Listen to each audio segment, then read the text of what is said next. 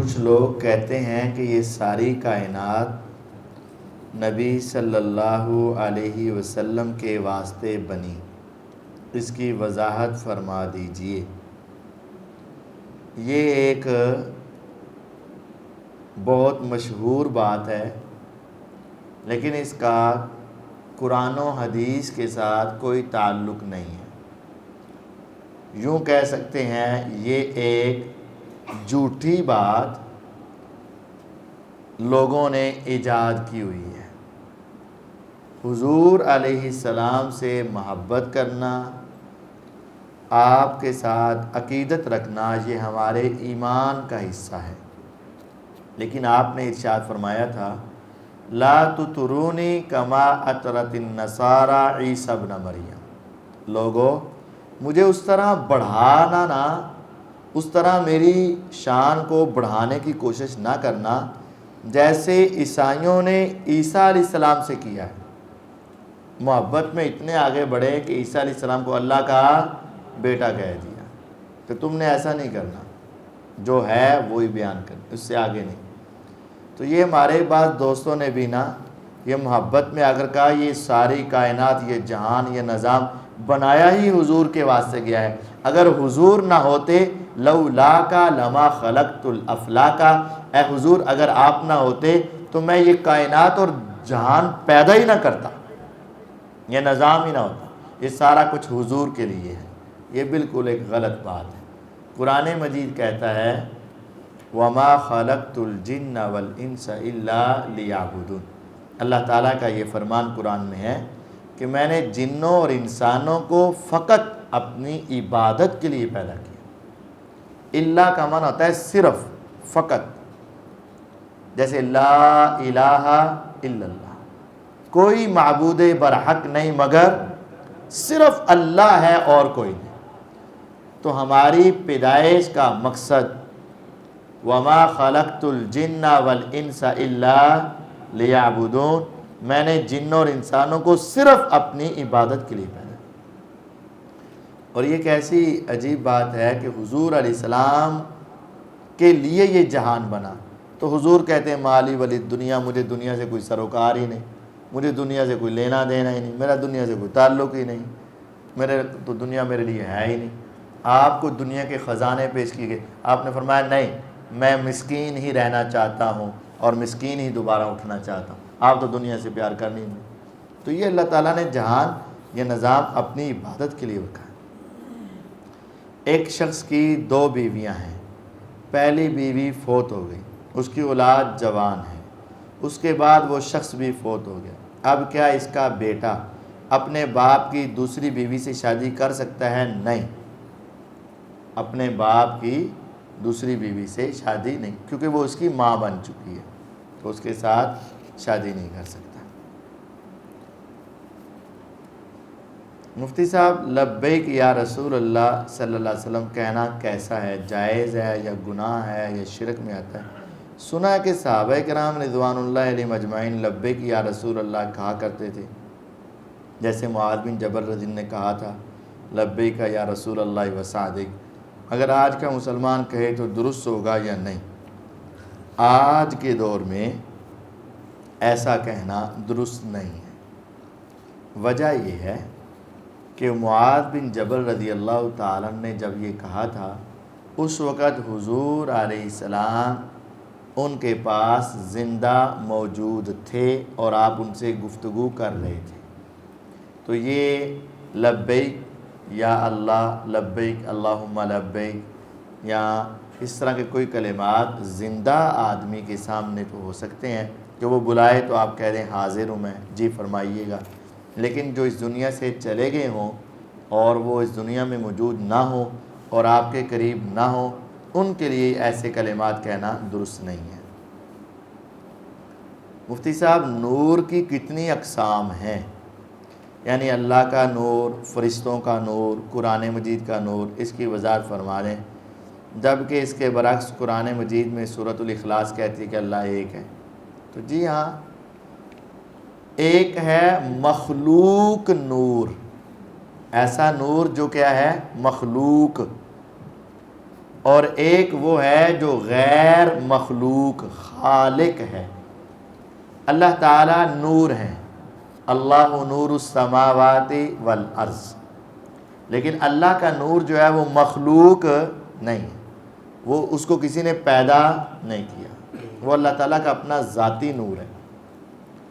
اور فرشتوں کا جو نور ہے وہ مخلوق ہے، پیدا کردہ ہے۔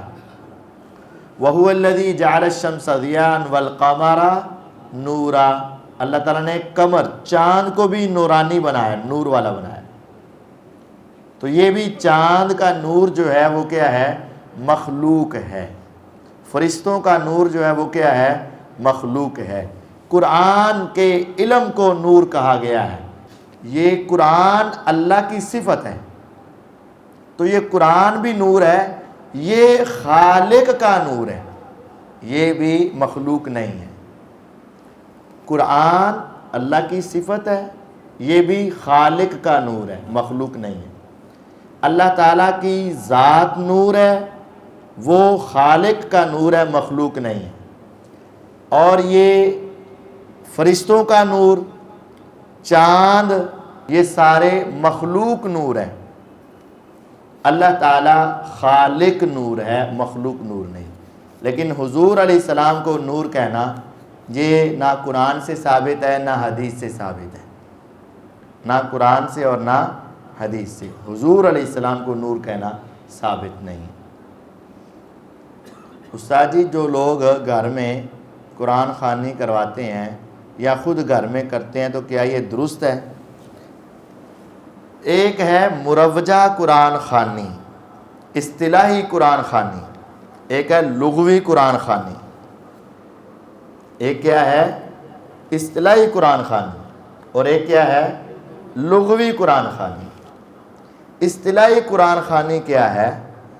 جب کوئی فوت ہوگا اس سے اگلے دن یا تیسرے دن یا 7ویں دن یا 40ویں دن یا پھر سالانہ بچے اکٹھے کر کے اور ان کو قرآن سپارے ہاتھ میں پکڑا کر کہا جائے گا سپارے پڑھو، یاسین پڑھو، فاتحہ پڑھو، بقرہ پڑھو، تو یہ قرآن خوانی، اور اس سب کا ثواب میت کو دے دیا جائے گا، اصالِ ثواب۔ یہ ایک بدعت ہے، اس کا قرآن و حدیث سے کوئی وجود اور ثبوت نہیں ہے، یہ ایک بدعت ہے۔ نبی علیہ الصلوۃ والسلام کی 2 بیویاں آپ کی زندگی میں فوت ہوئی، ایک کا نام آتا ہے کہ دونوں کا آتا ہے؟ ایک کا آتا ہے، خدیجہ رضی اللہ عنہ۔ دوسری کون تھی بتاؤ؟ آپ کی 2 بیویاں آپ کی زندگی میں فوت ہوئی، زینب ام المساکین، زینب ام المساکین۔ ایک تھی زینب بنت جحش، وہ حضور علیہ السلام کے بعد سب سے پہلے فوت ہوئی ہیں۔ آپ کی وفات کے بعد سب سے پہلے کون سی بیوی فوت ہوئی؟ زینب بنت جحش۔ آپ کی زندگی میں دوسری بیوی کون فوت ہوئی؟ زینب ام المساکین۔ آپ کے 3 بیٹے فوت ہوئے، آپ کی 3 بیٹیاں فوت ہوئی۔ جی آپ کے گھر کی 8 وفاتیں، گھر کے اندر 2 بیویاں، 3 بیٹے، 3 بیٹیاں، اور آپ کے چچا، آپ کے صحابہ جن کی تعداد سینکڑوں تک تھی۔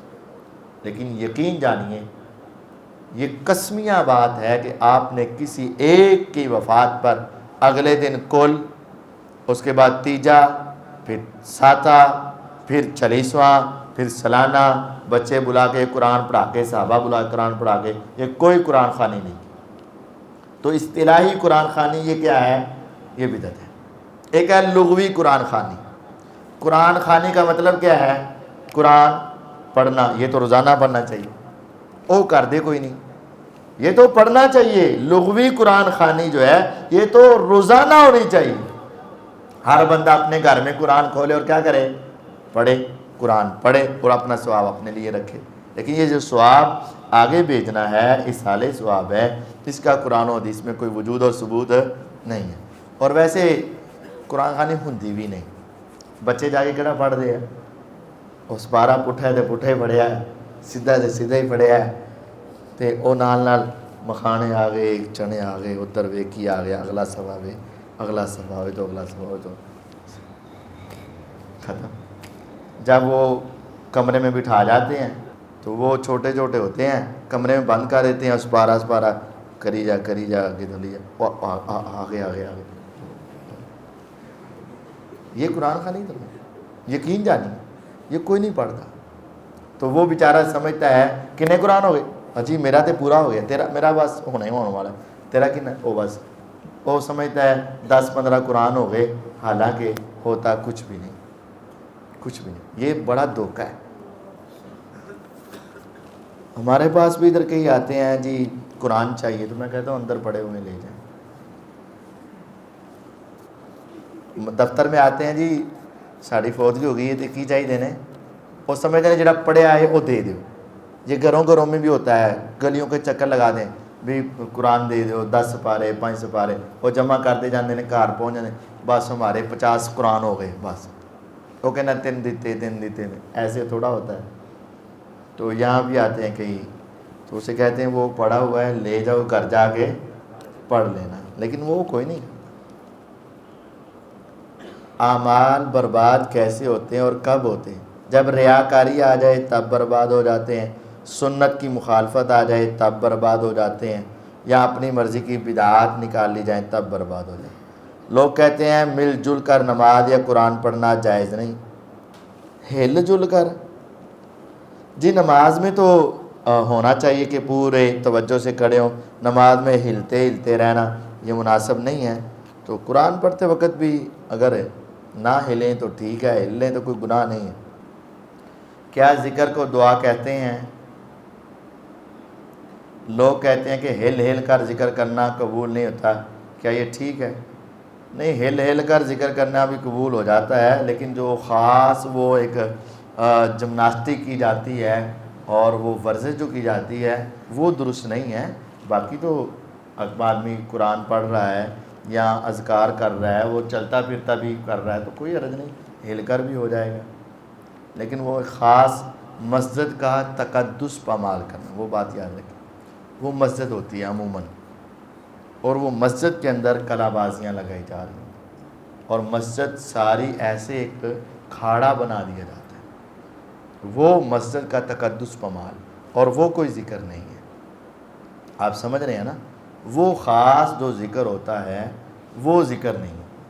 اور وہ ویسے میں نے بڑی کوشش کی ہے کہ مجھے بھی وہ کرنٹ لگے، لیکن کبھی نہیں لگا۔ ادھر 1-2 مرتبہ گئے بھی ہیں، ہم سلام لیتے ہیں ہمیں کچھ نہیں ہوتا، ہم سلام لیتے ہیں ہمیں کچھ نہیں ہوتا، لیکن وہ ایک سلام لیتا ہے تو وہ دروازے سے جا لگتا ہے، اس دروازے سے جا لگتا ہے، اس دروازے سے، وہ ایک عجیب سی کیفیت، وہ پتہ نہیں کیا ہے، اللہ ہی بہتر جانتا ہے۔ نیز جب ہم فردی جماعت کے بعد لوگ دعا مانگتے ہیں تو کیا اس دعا میں شریک ہو سکتے ہیں؟ ہاں، دعا میں شریک ہو سکتے ہیں، کوئی حرج نہیں۔ کیا دنیاوی لحاظ سے کسی چیز کی طمع کی جا سکتی ہے؟ جی جائز ہو تو کی جا سکتی ہے۔ نیز کیا آخرت میں دنیا کے لحاظ سے کسی چیز کی طمع رکھی جا سکتی ہے؟ رکھی جا سکتی ہے۔ اگر نہیں تو کس چیز کی طمع رکھنی چاہیے؟ بس جنت کی طمع کر لو، باقی سب کچھ وہاں پورا ہو جائے گا۔ ہاں، اگر تمہیں کوئی چیز بڑی پسند ہے دنیا میں تو کہہ دینا اللہ تعالیٰ مجھے جنت میں یہ بھی دے دینا، تو مل جائے گی انشاءاللہ۔ اگر کوئی بے اولاد ہو تو کیا اسے اپنے بہن بھائی کا بچہ گود لے سکتا ہے؟ کیونکہ باہر سے غیر کا بچہ لینا تو وہ غیر محرم ہوگا، تو بہن بھائی کا بچہ بھی جب لیں گے تو آپ کی بیوی کے لیے وہ کیا ہوگا؟ آپ اگر اپنے بھائی کا بچہ لے لیں گے، آپ کا تو بھتیجا لگا، تو بیوی کے لیے تو غیر محرم ہی ہوگا نا۔ ہاں، ایسا بچہ لیا جا سکتا ہے، لیکن یہ ہے کہ وہ عورت جو ہے نا اس کے ساتھ یا تو اس بچے کا ایسا رشتہ ہو اور مرد جو ہے اس کے ساتھ ایسا رشتہ ہو۔ اگر بیٹی لی ہے تو پھر مرد کو پریشانی ہے کیونکہ اس کی حقیقی اولاد تو نہیں ہے نا۔ اگر بیٹا لیا ہے تو کس کو پریشانی ہے؟ عورت کے لیے، بڑا ہو کے وہ غیر محرم ہو جائے گا۔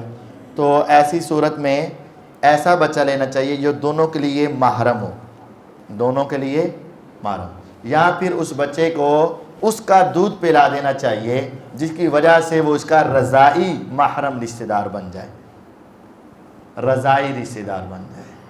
جیسے ایک عورت ہے، اس نے بچہ لینا ہے، بچہ کسی کا ہے، اس کا ساتھ کوئی خاص خونی رشتہ نہیں ہے، تو یہ اپنی بہن سے اس کو دودھ پلوا دے 5 مرتبہ، تو بہن کا بیٹا بن گیا، تو اس کا کیا بن گیا؟ بھانجا، رضائی رشتہ قائم ہو گیا، اب اس سے پردہ نہیں ہے۔ ایک بیٹی لی ہے، مرد کا اس بیٹی کے ساتھ کوئی خونی رشتہ نہیں ہے، عورت اپنے کسی خاندان سے لے کر آئی ہے، اس مرد کا اس کے ساتھ کوئی رشتہ نہیں ہے، جوان ہوگی تو غیر محرم ہو جائیں گے۔ اب یہ مرد اپنی ہمشیرہ سے اس کو دودھ پلا دے، تو یہ اس کی بہن کی بیٹی کیا بن گئی؟ بھانجی، تو اس کے لیے وہ محرم ہو جائے۔ اس طرح یہ کام کرنا چاہیے۔ 5 مرتبہ دودھ پلانے سے رضاعت ثابت ہوتی ہے۔ کتنی مرتبہ؟ 5 مرتبہ۔ کیا اس کے والد کا نام بدل سکتے ہیں؟ نہیں بدل سکتے۔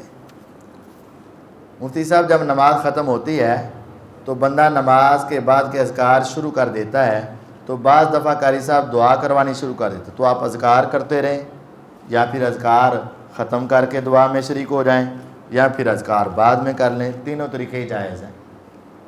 شیخ صاحب نماز کے بعد کے اذکار کر کے یا صبح و شام کے اذکار کر کے اپنے جسم پر پھونک مارنا جائز ہے؟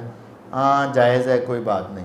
مجھے ایک بھائی نے کہا یہ نبی صلی اللہ علیہ وسلم ثابت نہیں، صحیح کہا اس نے، یہ ثابت نہیں، لیکن آپ اس کو اپنا دم سمجھ لیں نا، یہ اذکار جو ہے نا یہ دم بھی ہیں، تو آپ دم اپنے کر کے اپنے جسم پر پھونک مار لیں۔ مفتی صاحب جب بندہ فوت ہوتا ہے تو جب اسے غسل دیا جاتا ہے تو اس کے بعد اکثر عورتیں چارپائی کے پاس کھڑی ہو کر درود پڑھتی ہیں، کیا یہ جائز ہے؟ نہیں جائز۔ اور جب اسے قبرستان کی طرف لے جا رہے ہوتے تو اکثر لوگ کلمہ شہادت کہتے ہیں، کیا یہ جائز ہے؟ نہیں جائز۔ جانا ہے تو خاموشی کے ساتھ جانا ہے یا میت کے لیے دعا کرنی۔ اب یہ بھی کیا ہے، یہ کلمہ شہادت یہ اصل میں نا حاضری لگوائی جاتی ہے۔ کلمہ شہادت کیا ہوتا ہے؟ میں بھی آیا وہاں، میں بھی آیا وہاں، میں بھی آیا، کیونکہ میں اونچی جاری کروں۔ اب دیکھیں، ایک کہتا ہے کلمہ شہادت، پیچھے والے 2-4 جو ہیں نا وہ کلمہ پڑھتے بھی ہیں، 2-4 جو ہیں وہ کیا کرتے ہیں؟ اشہد ان لا الہ الا اللہ۔ اچھا اس کا میت کو کیا فائدہ ہوا؟ میت کو کیا فائدہ ہوا؟ اس نے کہا کلمہ پڑھو، پچھلا نے پڑھتا، میت کو کیا ہوا؟ میت پڑھے گی ان، میت اب پڑھ بھی لے تو قبول، ویسے انہیں پڑھنا بھی نہیں، پڑھ بھی لے تو قبول، جب فرشتے نظر آ جائیں، روح پرواز ہونے لگے، اس وقت کا پڑھا ہوا قبول نہیں ہے۔ جب فرشتے نظر آ جائیں، سانس اکھڑ جائے، تو مرنے کے بعد، غسل ہونے کے بعد، کفن ہونے کے بعد، چارپائی پہ رکھنے کے بعد اٹھایا جائے، اب اس کو کلمہ پڑھا دو، کیا وہ قبول ہو جائے گا؟ اس کو سنتا بھی نہیں ہے، وہ پڑھتا بھی نہیں ہے، اگر بفرض محال سن جائے، پڑھ بھی لیتا بھی قبول۔ تو یہ کیا ہے؟ یہ ایک بدعت ہے جو ہمارے معاشرے میں رواج پائی ہوئی، اونچی ساری کلمہ شہادت۔ حضور علیہ السلام خاموشی کے ساتھ جاتے ہیں۔ ہاں اگر آپ نے میت کی خیر خواہی کرنی ہے تو آپ اس کے لیے دعائیں کریں، اللہم اغفر لہ ورحمہ، اے اللہ اس کو معاف کر دے، اس پر رحم کر دے، اس کو عذاب قبر سے بچا لے، عذاب جہنم سے بچا لے، دعائیں کر لیں بعض اور جائیں۔